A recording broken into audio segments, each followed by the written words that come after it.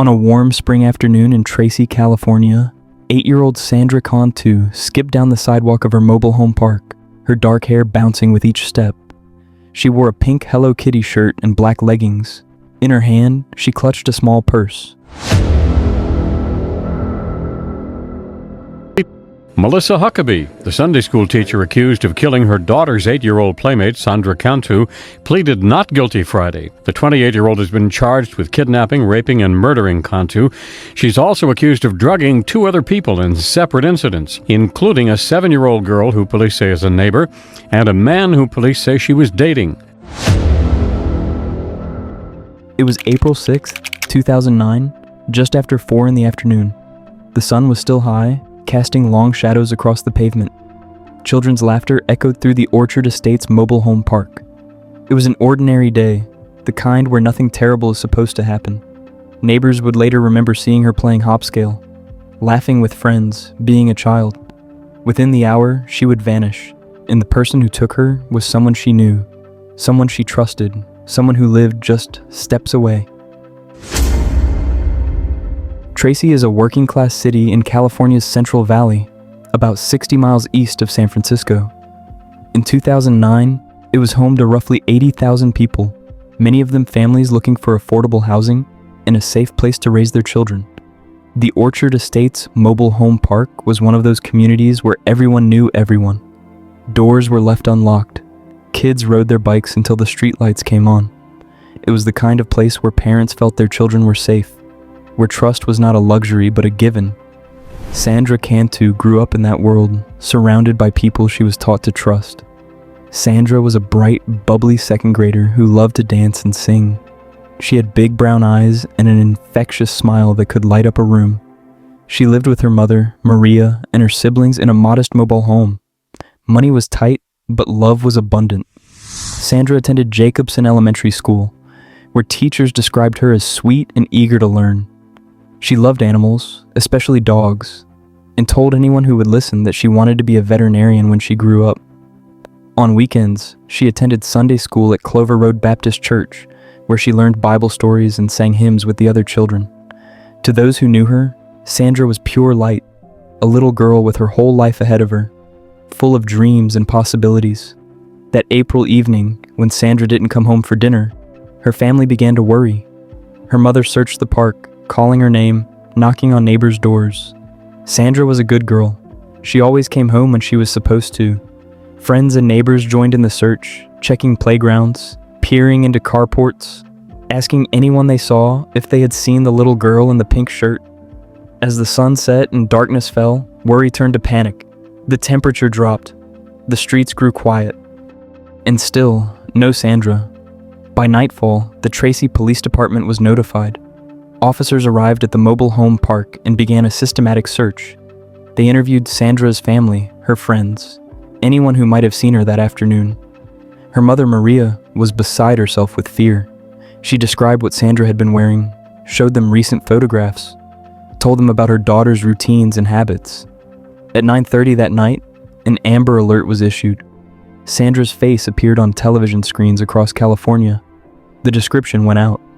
8 years old, 4 feet tall, 65 pounds, dark hair, brown eyes, last seen wearing a pink Hello Kitty shirt and black leggings. The search had officially begun.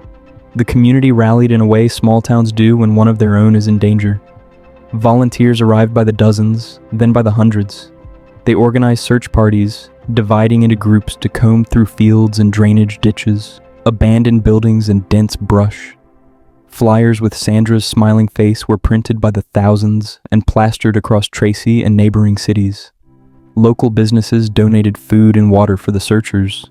The mobile home park became a command center, with police vehicles parked at every entrance and volunteers gathering at dawn each morning, determined to bring Sandra home. Days turned into a week. The initial hope that Sandra had simply wandered off and gotten lost began to fade. Detectives worked around the clock, following every lead, no matter how small. They reviewed surveillance footage from nearby businesses, hoping to catch a glimpse of Sandra or anyone suspicious. They conducted interviews with registered sex offenders in the area. They brought in search dogs, trained to detect human remains. The FBI joined the investigation, bringing additional resources and expertise.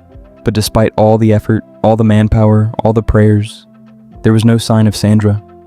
The mobile home park, once a place of laughter and children's games, became a landscape of fear and sleepless nights. Parents who had once let their children play freely now kept them indoors or within arm's reach. Strangers were watched with suspicion. Rumors circulated, theories were whispered, blame was cast in every direction. The stress was unbearable. Sandra's family held vigils, surrounded by candles and teddy bears left by well-wishers. They pleaded on television for anyone with information to come forward. Maria Cantu stood before the cameras, her eyes red from crying, and begged for her daughter's safe return. The nation watched and hoped. Then on April 10th, 4 days after Sandra disappeared, a worker at a dairy farm just north of the mobile home park made a horrific discovery.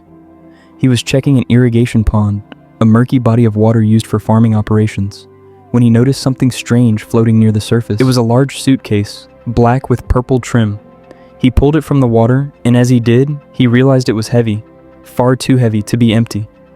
With a growing sense of dread, he called the police. Officers arrived and carefully opened the suitcase. Inside, they found what every searcher had feared, but no one wanted to believe. The body of Sandra Cantu. She had been drugged with muscle relaxants, sexually assaulted, and suffocated. Her small body had been folded into the suitcase, which had been weighted down and thrown into the pond. The little girl, who had skipped down the sidewalk just days earlier, full of life and dreams, was gone. The search was over. The nightmare was just beginning. The news spread through Tracy like wildfire. Volunteers who had searched day and night broke down in tears. The mobile home park fell silent, a heavy, suffocating silence that comes when hope dies. Candles were lit, flowers were laid at the entrance to the park. Parents held their children and wept, grateful they were safe but devastated for the family that would never hold their daughter again. The entire nation grieved for a little girl they had never met but had come to know through her smiling photograph. What came next shattered the community in a different way. The person responsible was not a stranger lurking in the shadows. It was not some faceless predator who had driven into town looking for a victim. It was Melissa Huckabee, a 28-year-old Sunday school teacher at Clover Road Baptist Church, the very church Sandra attended. Melissa lived in the same mobile home park, just a short walk from Sandra's home. Her 5-year-old daughter had played with Sandra. They had been friends. Melissa had joined the search efforts, standing among the worried neighbors, handing out flyers, pretending to care. She had looked Sandra's mother in the eye and lied. Police pieced together the evidence with methodical precision.